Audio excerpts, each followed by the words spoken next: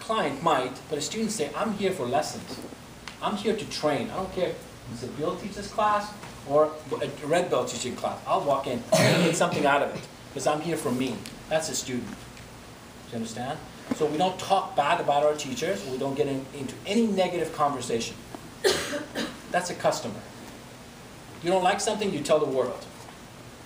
Okay, that's wonderful. As a customer, client, you can do that. You're a student, you don't do that. If you're mad at me, you come to me. If I did something to you, I'm the first one you should know. Why? Because you're a student. Right? You come to your teacher, and just like you might not consider me a teacher, because there's different levels of that too. I'm going to go a little too deep for some of you. Right? There's coaches, there's instructors, there's teachers. Coaches is someone that they collect things. You know, they look at YouTube, they go, oh, that technique is good, let's teach it today. Oh, that's a good one, let's teach it today. That's a collector. It's a coach. Then you become an instructor means they're there to count for you. 1, 2, 3, switch side, professional, they count. But they help you, they motivate you, right? Teacher is a different thing, right? You're looking for lessons that's not in just martial arts, but generally outside, applies everywhere. Right? Student and a teacher relationship, there's no expectations. It's like your father. If you're mad at your father, you don't change fathers. You know what I mean? You don't just, it's just not like that, right? You stay, and something is wrong, you do that, right? We want the students. I've never been a person who like requires it, but when you come in, you should come in and say hello. Not to me, right? But you should come in and bow when you enter the door. You come and say hello to some of the blackboards. Yes. Why? Do you know why, anybody? It's the making your bed in the morning. You come to the studio and you start with a disciplined act. I'm coming and I'm paying respect. And it will change your entire outlook for the entire class when doing that. And come and say goodbye. It's the same thing, right? To have that courtesy. Anyway, so if you consider me a teacher, some of you might not be ready for that. Then you're ready to become a student. If not, you become a client. Otherwise, you stay a customer, which none of them is better than the other one. It's not right or wrong. It's just different, right? The relationships are different. Because if you're a student, you open up and you ask for guidance. You're right? You come and say, I did something wrong. I apologize. In Japanese, they have this great custom. I don't know, they don't do it as much. You remember that, huh? When you dishonor your father, your parents, or many cultures have this, except America, which is not a whole lot of culture here. But anyway, but in Japanese, when you dishonor your teacher or you cut your finger, you cut it, take it off, put it in a napkin, you go to the person, like, this is called sincere apology. And I don't care about the act, but the best part is when the person takes the finger, they're done. Like they'll never discuss that again. Like they won't carry that with them again. They won't carry that, oh my God, there's no like, the explanation. They don't come and say, I'm so sorry, but the reason why I did it because there's like, I apologize. I'm done. Like, and the other person in that moment will drop it, and they usually pick up the relationship. I did this to my friend Richard Norton. Not with my finger. I did something to this gentleman. He's a great martial artist, love him to death. I spoke in front of people, and I said something I shouldn't have, and I noticed I should have known better. Anyway, at the end of the class, we talk on almost a daily basis. For 2 weeks, I didn't talk to him, so I knew. God, but the first week was like, well, he knows me better, he shouldn't take it that way. Well, I went through all these conversations, right? But after 2 weeks, I went to Photoshop, took a picture of my finger in Photoshop, I cut it, and did the whole thing, and I emailed it to him, and I said, I don't have enough courage to cut my own finger, but I want you to accept my apology. Right? Call me back 2 minutes later.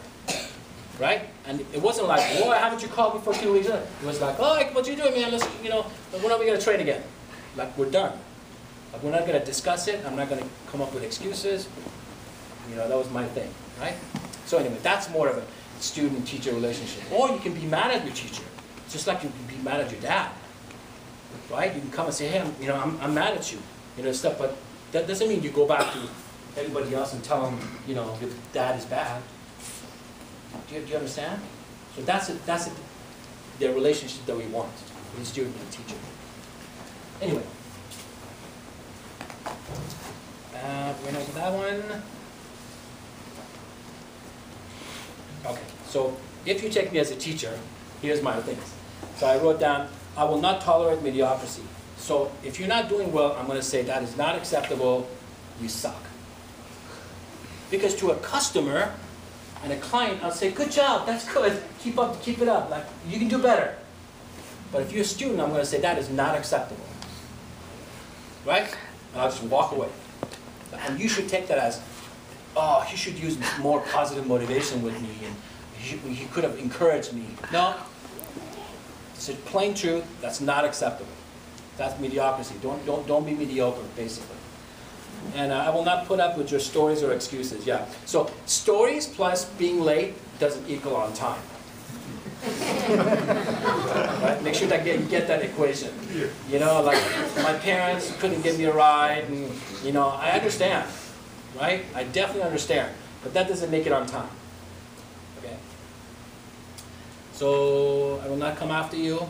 This is your journey, not mine. Yeah, if you have a student relationship, I will not come after you. Okay? So you're the one that has to. I know this is against every business practice I know, but I'm going to say that. It is not a teacher's job to teach. It's a student's job to learn.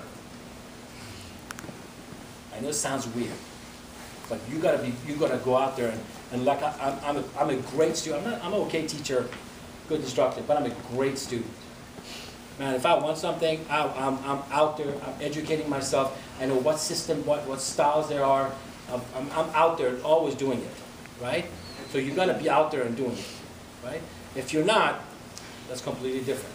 To me, this is not a business. This is my life.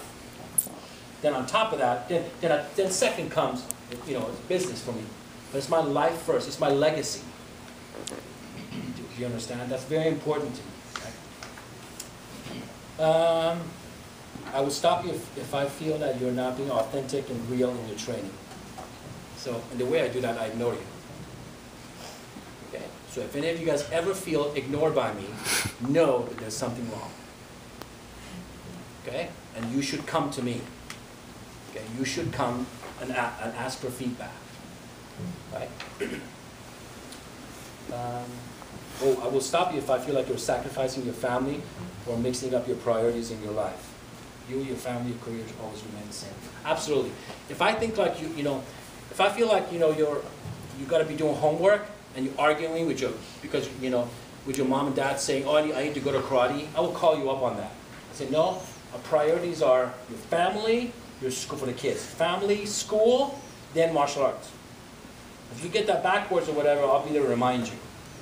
Okay, you got to make sure you do this right. Okay, and manage your time. Okay, so last thing. Oh, we got 5 minutes.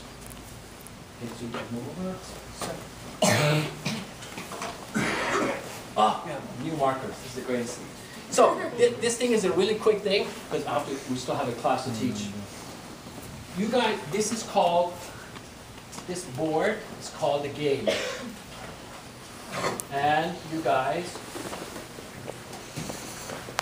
will play this game called Being a Black Belt from today on 4 different ways. This, by the way, it's the same game called marriage. Same thing called being a father, businessman. You can relate this in your life. 4 ways. Everybody, remember, you're already inside this game, right? But you play it 4 different ways. Some people play. Do you know what that is? They choose not to play. Now remember what I told you? You're already in the game. Like you said, oh yeah, I want to become black belt. Oh, come tomorrow morning, you get up, you're like, what does making a bed has to do with my black belt test? I'll just go to the class. Okay? Because you're choosing not to play. Even though you're into this game, you already accept that you want to do this, right? But you choose not to play. Okay? Any questions on that? Anybody here? You ever played that game? Nobody here, of course. You have. So. What's the next one? Any of the black belts? You guys been here before? Play to win. That's our first one? Or just to play? Just play. You only do the things that are fun. Right? Oh yeah, or you do it in front of people. Oh yeah, you know, it's fun, let's go high five, you know, all this stuff. You know, so the things that are not fun you don't do. But in front of people you're like, oh yeah, you know, whatever there is. So you just kind of basically play around. Some people play, nope, not to lose. Basically you do whatever you can as long as it's not you. You're the first one that comes out and says, he's not journaling. Right? Because you want to make sure you're the man. Right? Everybody else is, okay, did everybody hear? Oh no, I did, sir. I'm the first one. You play not to lose. Doesn't matter what happens, as long as you look good, act with everybody else. Right? So if it's, you know, Saturday night before a test, it's your team, right? And you know, this, you know, David's usually always late. Right? You think to yourself, he's going to be late. Right? But if you really are a team player, you would call him the night before and say, David, I know, you know, tomorrow morning you might have a hard time coming in. Would you like, you know, we get up early, we're kind of close by. Can I pick you up? So you be on time? You right? Some of you will play to win. And that's what's important now. That's what's important. When you play to win, none of this stuff is a conversation. You win because you want to win, you want your family to win, you want TKC to win, you want Woodland Hills to win, you want California to win, you want USA to win, and you want the world to win. You play to win. You don't play any other way except to win. All right? So the ground rules are not multiple choices. Because if they're multiple choices, you're playing here. Okay? You don't say, well, I like that rule, I like this rule, I don't like the other rule. That suck. You're playing here. If you base it on your feeling, like I don't feel like going running, you're playing in this one. Oh yeah, I want to go run, but I want to make sure everybody knows I got my time. You're playing in this one. Because if you played in this one, you run. You record your time, you do what you have to do, and you ask everybody else, how is your run going? I'm going Sunday, you know, 3 o'clock run. Would you like to come with me? Do you know what I mean? You start getting everybody into your game. Because you want to win, you want everybody to win. When somebody's late, you don't say, late, I can't believe he's late. You know, you think to yourself, oh my God, what can I do to make sure he's on time next time? Right? That's how you play. And it's the same thing called marriage, right? Some people are married, but they play here, and they play here, and they play here. So only a few play here. Same thing being a father, being a teacher, being a businessman, being a doctor, right? I would imagine you can play this game in anything. 4 ways. You choose which one you want to be in.